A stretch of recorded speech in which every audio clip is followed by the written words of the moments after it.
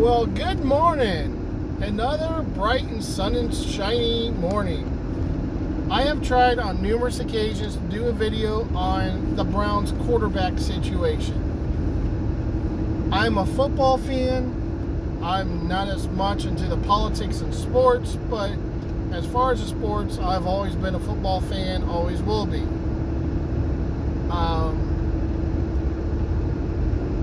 The Buckeyes, I'm a Buckeyes fan and a Browns fan.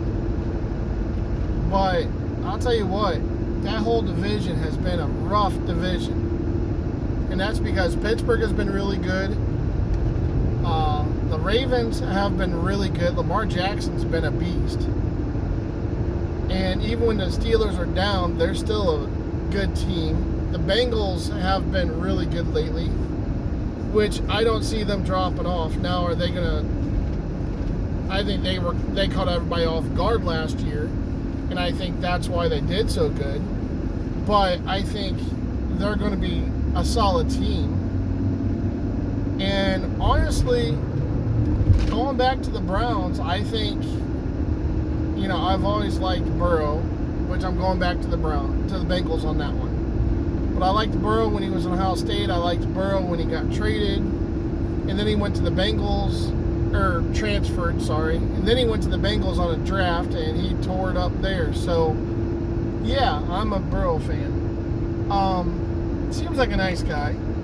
I don't know him personally, but he seems nice. But going back to the Browns, and first of all, everybody's expectations every year is, oh, look what the Browns did, then they disappoint. Then look what the Browns are doing, then they disappoint. I really, really, really do like what the Browns have done. They have a proven defensive end that they brought back in Clowney, which he has proven that he still has it. So, yeah, I have no problems with that. We got Garrett on the other side. Our defensive line needs work, but I think the guys that we drafted are going to be solid. Our defensive backs are pretty good. Our linebacking core, I think, is going to be our biggest upgrade of the year. Our offensive linemen are solid. Our tight ends, I think that's going to answer themselves. Our receivers is going to answer themselves. I think we got better receivers than what people realize, but they're young. Our running backs, obviously, I think, and I know it's been said around, that we have the best running back room in the nation right now, and I really believe that's true. But a running game is not the only thing that's going to carry you through the playoffs and through the season. It's to wind and grind that's going to get you that's going to eat clock when you need to. That's the kind of running game we got. And we can move the ball. We have receiving running backs. Now, going back through all that, I want to save the quarterbacks for last, because that's where the bulk of my conversation is going to be. As far as the quarterbacks go, we got Desean Watson. Russell Wilson went to the Broncos, which I think that's a good move as long as he's still healthy and can still play. But we got Desean Watson. Now I got the name right. For some reason, I said the wrong name. I know I'm not doing a video with flashy videos of quarterbacks throwing and stuff. You gotta forgive me for that. But Desean Watson, I'm not going to say he's innocent. I'm not going to say he's guilty. It's going to play out the way it's going to play out, and I have nothing to do with it, so I'm not going to sit here and do it. I think he's a major upgrade. I think he was a good move football-wise for the Browns, as long as he can be on the field. If he can, the Browns have it arranged that way if he misses the season, they don't really care. They have it worked out where they're not losing anything if he don't play the season. And it looks like there's a good possibility he won't play this season. I know the players are ecstatic about him being there. I know it's a major upgrade to Mayfield, whether you like him, whether you don't. I mean, he's an upgrade. A decent upgrade. He doesn't turn the ball over. He's flashy. He can keep the ball alive. I mean, he's a runner. So, I mean, he does a lot of things that can really help you win games. Now, our backup is Jacoby Brissett, who high possibility could be a starter. And in his own right, he is a starter already. When he was with the Patriots, he had a team around him. He didn't have to try to carry the load himself. He went undefeated when he played. He was still there when Brady was there. So obviously Brady sat out 4 games. He came in and they got 4 wins with no problem. He ran the ball, he threw the ball, and he did not turn the ball over. He got traded. He started off being a starter, then he became a backup. And part of that was due to the fact that the team he got traded to didn't really have a receiving team around him. They didn't have any top-notch receivers. Now, I'm not making excuses, but he did not turn the ball over. When the ball was turned over, it's because of downs and a punt. It was not because of interceptions or whatever. Not saying he doesn't throw any interceptions, but I control the ball. I know how to deal with the ball. Let's play the ball. I like him. I don't think he's shined, but I like him. I think he's a good player. I think he's smart with the ball. That's what the Browns need. That's really where our upgrade is coming in. He's kind of a Tyrod Taylor type player, where he's going to hang on, he's going to be non-flashy. He does more than what Tyrod Taylor does, but he's that kind of player where he's not going to be flashy. He's not going to give you giant numbers, but he's going to get the job done. We have a third stringer who's going to be the backup this year in Josh Dobbs. Pretty much a bench player. Same style as the other two, Desean Watson and Jacoby Brissett. But he's not the starting experience. But I think that's why they brought on Brissett to back up Desean Watson, because one, they're similar styles, so you're not really changing the offense between guys. And number 2 is the fact that you're going with guys that don't turn the ball over. Josh Dobbs, supposedly he's in the same category where he's able to move the ball, run the ball, and he doesn't turn the ball over. But he's also an unproven commodity, unlike the other 2. So that's where our quarterbacks are. Now, we're getting to the whole beef of this video is Mayfield. And I've said it before, I'm going to say it again. There's all kinds of videos on Mayfield. Is he worth it? Is he not worth it? Is he paid too much? Does the Browns have to fork over money?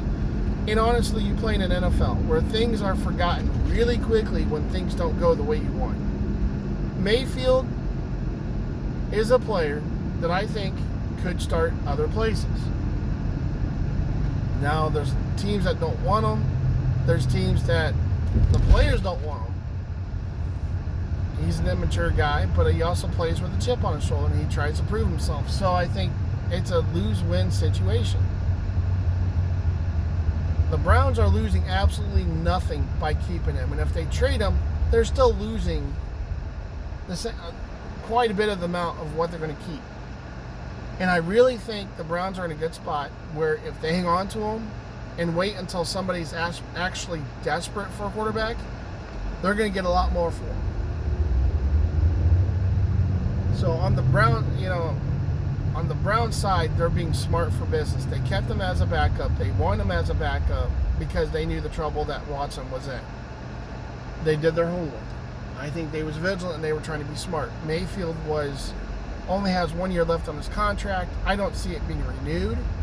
I think the Browns' expectations, and they don't need to talk to Mayfield if they don't want to. Those of you that have worked unions, you know, they don't have to discuss anything with you. They can just make a decision, and that's the way it is. Now, the Browns made a decision. It's obvious to me that, last year Mayfield was immature, trying to play with a broken shoulder.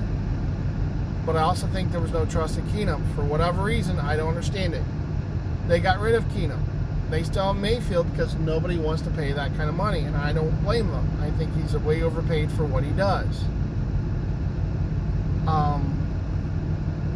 But on Mayfield's side, he feels that he was wrong.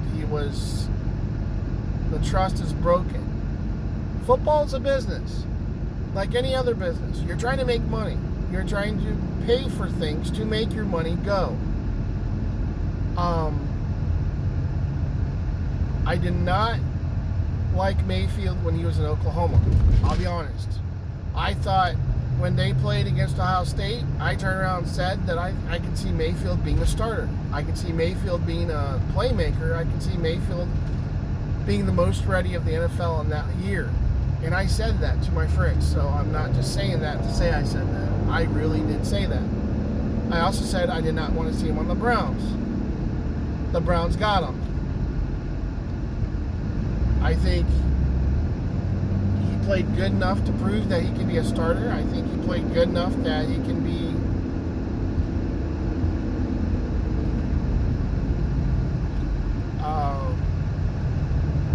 good quality. He's also proven that he's also spoiled, overpaid, and he also plays with a chip on his shoulder, which is a good thing. So I'm trying to give good and bad with it. Now the problem is Mayfield has a problem, and realistically, on most jobs, if you're in a union and you're not willing to work, then you get fired. And your union will try to bring you back, but if you're not doing your job, it's kind of hard to get your job back. NFL's kind of, and sports are kind of a different story. You're able to get your job back better. But I understand he feels hurt, but again, it's an NFL business. The best thing for Mayfield to do is to keep his mouth shut and just do his job. It's the best thing you can do. Prove to everybody that you really are that in a bag of chips. Mayfield is feeling like he has a chip on his shoulder. Great. That's going to make you play harder. Great. He feels hurt by the Browns. Refuses to touch them and play with them. You know what? He has a right to do that. The problem is, it also shows other teams that if he doesn't get his way, he's not going to cooperate with them, which I think is the biggest problem that you have with Mayfield. If you don't give me what I want, and I think Rodgers, to a degree, is the same way. Aaron Rodgers of the Packers. I think he's in the same spot where if you're not going to give me what I want, I'm going to cause troubles. I'm going to complain. I'm going to be in the media. I'm going to do this. I'm going to do that. Mayfield's media is a little bit different. Everybody has an opinion on whether Mayfield's good or he's bad. And I think one of the things that's been good for the Browns is publicity. One of the bad things is it's not always the positive media that you want. Sometimes it's a negative media. I didn't understand the whole point of picking up Keenum to never playing him when Mayfield was hurt. I didn't understand that. I just didn't understand it. Mayfield's throwing a bunch of interceptions. Most teams will sit the quarterback. The Browns didn't. They kept Keenum out. I just don't understand that. Not my call. I'm not going to sit here and dwell on it, but I just don't understand what the point of having Keenum was if you don't want him to play and you don't trust him, which obviously they did not. Mayfield does know that if somebody's better than you and you sit out because of an injury, you're not coming back in if they're good enough. Keenum was not good enough to overrun Mayfield on the lineup. So what he was worried about, why he had to play when he was hurt, I don't know. Some of that falls on the coach. Maybe the coach was just trying to make him happy. I don't know. Maybe he was told to make him happy for the year. I don't know. My opinion, hold on to Mayfield, and if he wants to sit and be a baby, let him sit and be a baby. I don't like the fact that players sign contracts. They don't like the contract, so they want to sit out until they get a better contract. It doesn't get it. I don't understand that. You're being paid to do a job. You agreed to be paid a certain amount to do a job. Do the job. You're hurt. Prove that you can do it. Make yourself a higher commodity for a trade. Be a teammate. Be cheered up. Be there for each other. Who cares if you feel insulted? Maybe that's the word I'm looking for, is insulted. I don't know. I'm not awake enough to think. I got rid of my beard. How cool is that? I look weird. I look different. When I smile, I can actually see the smile. When I had the beard on, I couldn't see the smile. It's new, it's different. But that's my opinion. Browns ain't on to him. Then when somebody is desperate for a quarterback, they trade him. And then get more for him. Mayfield cooperates, it only helps out his stock. You don't cooperate, which so far he hasn't, that only hurts his stock. I am passing. With the car coming, this is going to be fun. So, needless to say, the Browns have a decision to make, and I think they're already made the decision. I think everybody's trying to tell them how to do it, but I think the Browns' decision on how to deal with Mayfield has already been made, and that's the fact they're going to sit back and wait. I think they've proven they're willing to sit back and wait. Now, I think they want to get some of that money back so that way they can get more weapons, more defense, offense, receivers, whatever. But I know they're looking at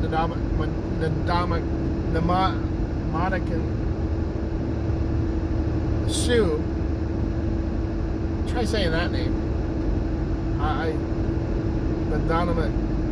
can't say it. But the Sue guy, defense tackle, that's been with the Buccaneers. I think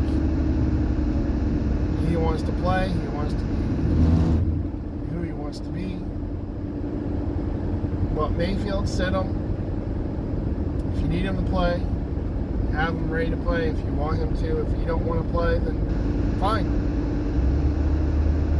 He is an upgraded Dobbs. I think Brissett's better. I know Watson's better.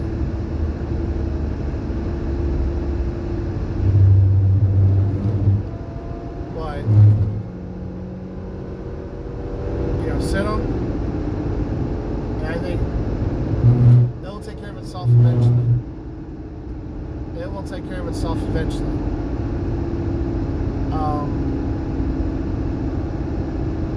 Maybe I didn't say it wasn't as clear as what my opinion is, but I didn't want Mayfield on the Browns, but he's on the Browns. So I cheer for him because I'm a Browns fan. I don't know the reasoning of Tom Brady, but he's back for this year. Wants to prove he still has a Super Bowl in him, I think. So whatever. It is what it is. So